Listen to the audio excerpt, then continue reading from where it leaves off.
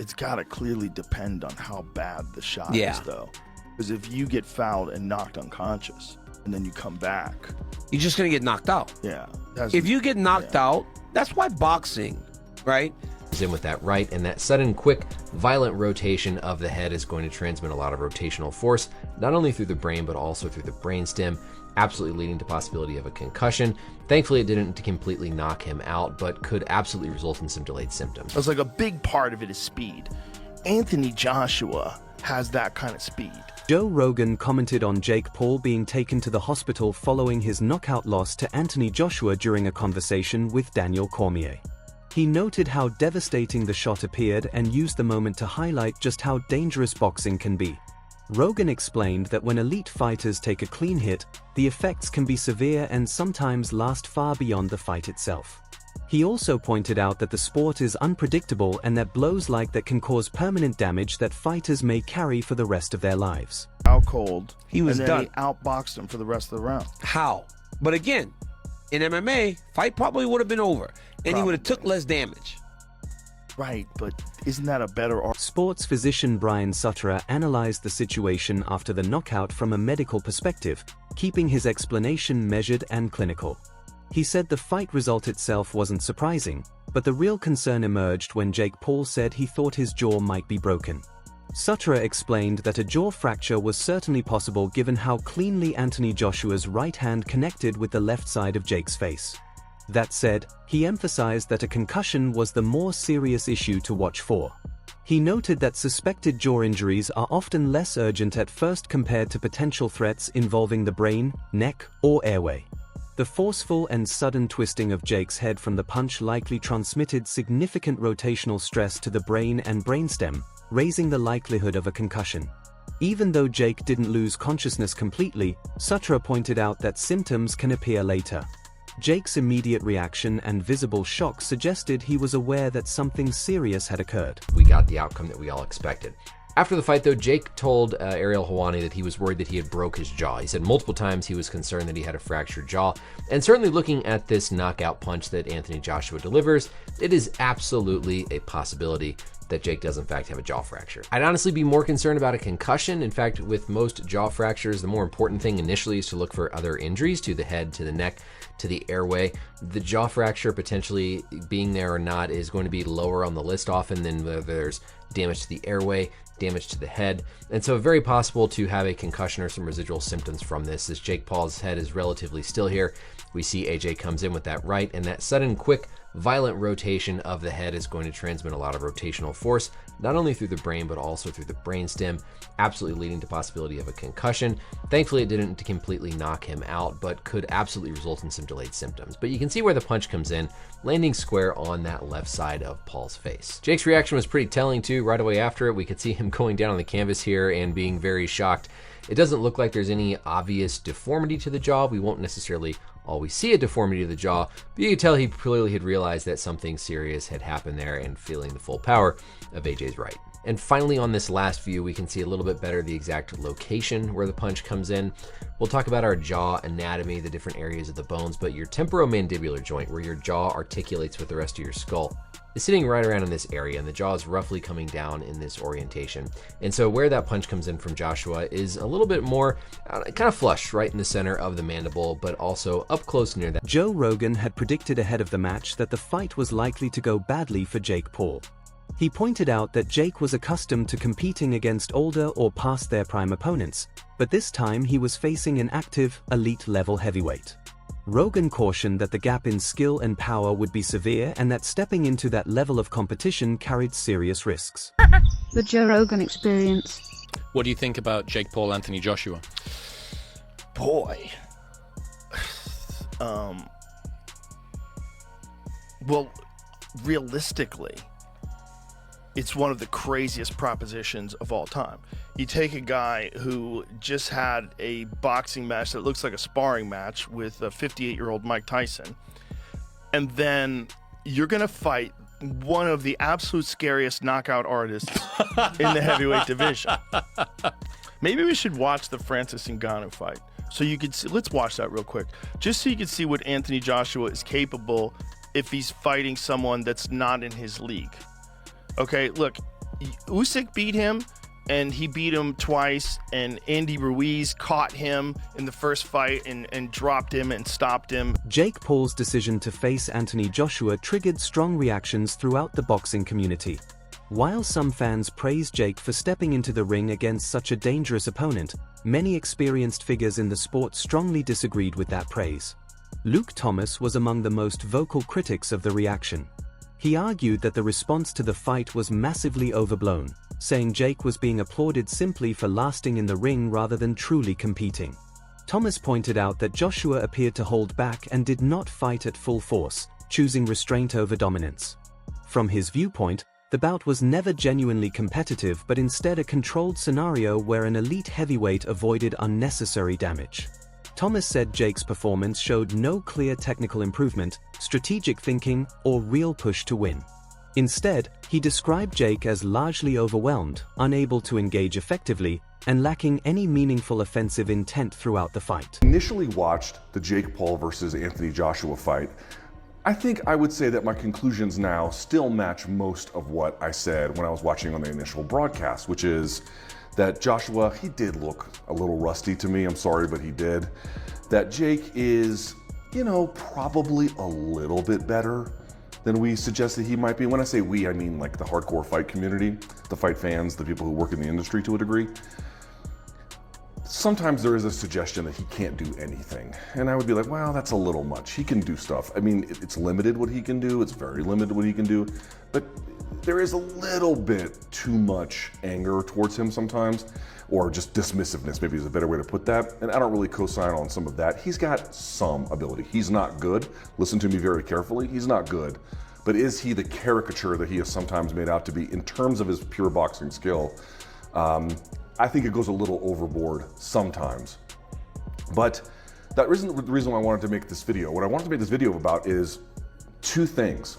One, after the fight was over, I got on social media and people were like hugely negative about the fight. And I did not think that the fight was good. In fact, I thought the fight was, like most Jake Paul fights, pretty bad, although him surviving kind of feeds into the story of him being perhaps a little bit better than we sometimes think, although I don't really co-sign on that. Let me make the point. The first point is, I think people are overreacting a little bit.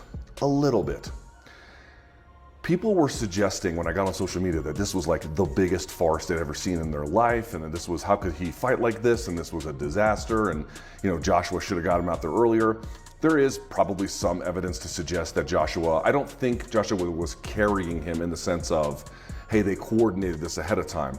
But was Joshua really stepping on the gas? No, I don't think he was really stepping on the gas. There were times I think he clearly pulled his... Lawrence Owaki offered a different perspective but arrived at a similarly critical takeaway. His focus was on the fundamental risk built into boxing itself. He explained that a single mistake in the ring can instantly change everything, no matter how famous or prepared a fighter may be. From his standpoint, Jake Paul choosing to face someone like Anthony Joshua crossed into recklessness. Owaki emphasized that boxing is a harsh and unforgiving sport, and mismatches don't become acceptable simply because they draw attention or headlines. He described the decision to take the fight as unnecessary and ill-advised, noting that the outcome could have been far more severe. Despite the widespread criticism, some commentators acknowledged Jake Paul's willingness to endure punishment and keep going. After the bout, reports surfaced that Jake had been taken to the hospital with a serious jaw injury, which some viewed as a sign of toughness. These voices argued that, regardless of how the fight played out, stepping into the ring with a fighter of Joshua's level required courage. This perspective focused less on skill and more on resilience. Still, even those offering limited praise stopped short of recognizing Jake as a true professional contender. The discussion framed his performance around bravery rather than boxing ability. Enduring damage is respected in the sport, but it isn't enough by itself. Courage without real competitiveness doesn't change a fighter's standing. While the injury highlighted the physical consequences of the decision, it also reinforced concerns about whether fights like this should be happening at all. Go to the hospital, I think I broke my jaw. We all know he broke his jaw. We all know, we've seen the x-ray. There is a video of the x-ray that he showed us on his Instagram, so that was no AI. And it showed where he was where his jaw had to be reconstructed and, wired, right? So he can't have any hard foods for a while. And again, I think Jake Paul is going to get respect for that, because it's one thing, because we all know about Jake. I think the problem with Jake was he was bullshitting us by giving us fights that we didn't want to see, for one, and for two, wasn't giving us fights most of the time of the people that could beat him. He gave us Tommy Fury, and then Tommy Fury actually beat him, which, whatever. But he did drop Tommy Fury with a left hook, so that was an impressive thing he did against the guy. Can't say the only guy now, because AJ fought him and knocked him out. But, other than that, though, fighting Mike Tyson, Anderson Silva, which Anderson Silva showed that he is still very dangerous and very, very ready at 50 years old. You know what I mean? Like, what he did to Tyron Woodley was classic Anderson Silva. He picked his shots. You know what I mean? He moved with grace, he moved with wisdom, and he knew exactly what to do. And again, he should have went over to boxing a long time ago, but Jake beat him. So that just made Jake's, stock rise, right? In the sense of, hey, well, he beat Anderson Silva. Adam Catterall offered one of the most direct critiques of the situation. He took aim at how popularity has begun to outweigh skill in modern boxing, arguing that Jake Paul is a clear example of that imbalance. Catterall said that Anthony Joshua appeared to hold back on his punches and still caused significant damage, which, in his view, underscored the enormous difference between the two fighters. He added that had Joshua thrown with full intent, the result could have been far worse. Beyond the fight itself, Catterall framed his criticism around the broader direction of the sport. He argued that boxing is increasingly favoring notoriety over merit, leaving fighters who grind through the rankings overlooked, while online personalities receive high-profile opportunities without earning them in the ring. For Catterall, this matchup represented everything that is going wrong with that trend. He said Jake Paul's presence in the fight wasn't a sign of progress or achievement, but rather a reflection of a system that values attention and marketability more than competitive integrity. Been thinking, for my own credibility, I've got to knock you out, but I've got to try and knock you out where I'm not hurting you as much as what I could if I unleashed. Yeah. And with the punch you said that he landed, it's not his best punch, it's his most powerful punch, right? Yep. And he's shattered his jaw in two places, right? So Anthony Joshua gets his 70 million, whatever it is. But I think he's sitting there thinking, thank God for that. Thank God. On a human level, I've come out, all right, I've sort of, not reputation, but I haven't hurt him as bad as what I could have. There should be an awful amount of people breathing a massive sigh of relief. Anybody that put that fight together, athletic commissions, like you said. It wasn't a fight. No, it wasn't at all. Like you said, it was a prize fight. It was an event. If Anthony damages him, he's got to live with that for the rest of his life. Absolutely. That's a lot of stress to deal with, you know what I mean? So I'm sure he's bleeding the side of relief. The team that have put him in there, that have negotiated that for him, but the authorities that put that on and commissioned it as a proper boxing match, I've no doubt. Does that go on his... Yeah, it's a professional boxing. Do you know what? If I was Anthony Joshua, I would be saying, I don't want that on my record. But for the credibility of them putting the fight on, they would have said to him, no. We've got to say this, it's been commissioned, it's going to be a proper fight. And I found it, I love my boxing, but I just find the whole thing really, really unedifying. You said about get followers, you mentioned Tommy Fury. Tommy Fury is nowhere near his level of getting like a British title fight or whatever. Nowhere near. So it's basically he's like... Beat Jake Paul. Well, beat Jake Paul. But so but what I'm saying is that 100. I stand by that, and I think Tommy would admit that. You know what I mean? To become a British champion is a very prestigious thing to do, and I think he would struggle to do that. But I think when I was reading, he got 5.6 or 6. True Geordie took a more measured approach, but his conclusion was still largely critical. He recognized that Jake Paul's personal journey from entertainment into boxing is an interesting story, and that the discipline and ambition behind it can be motivating on a human level. However, when evaluating the fight itself, Geordie felt Jake came up short. He said Jake didn't appear to be fighting to win, noting hesitant movement, a lack of commitment on offense, and a general approach that looked focused on lasting rather than competing.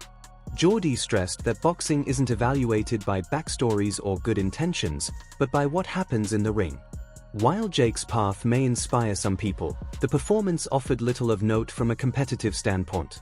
He added that the jaw injury became a symbol not of courage, but of the expected result when clear differences in ability are overlooked. Fight for me to evaluate, because on the one hand, you know, Jake's come a long way, so you want to give him credit for that. But on the other hand, you want to get in there with AJ, you want to talk about you're going to beat AJ up, and then you fight in a certain way. It's very hard for me to kind of give the right amount of credit and criticism here, because the backstory is so inspiring, but the performance was not inspiring in some ways. I think for me now, I just want to see Jake Paul in a fucking competitive fight, and that's the problem with the direction he's been going in. Is he puts on big fights but not competitive fights. Fighting Chavez Jr., you know, that was an easy win. Nate Diaz, an easy win. Mike Tyson, an easy win. Anthony Joshua, not competitive for the opposite reason. He's completely not expected to win, and it wasn't competitive. He stacks the chips too heavily either way, and because of that, we never actually get to find out how good Jake is. And part of that, I think, is maybe deliberate, because then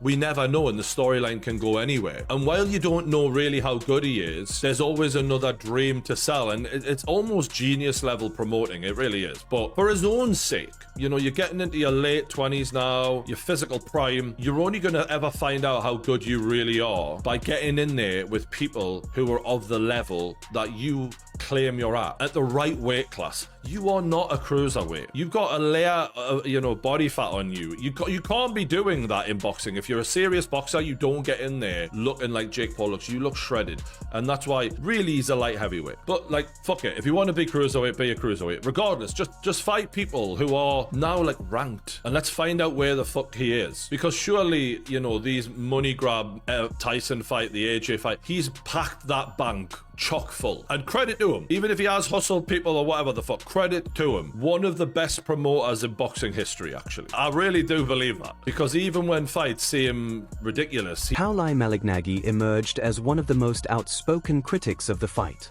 As a former world champion, he holds firm expectations about what professional boxing should represent. He dismissed the bout as lacking seriousness and real competition. Malignaggi argued that Jake Paul showed no clear intent to win, instead concentrating on staying in the fight for as long as possible.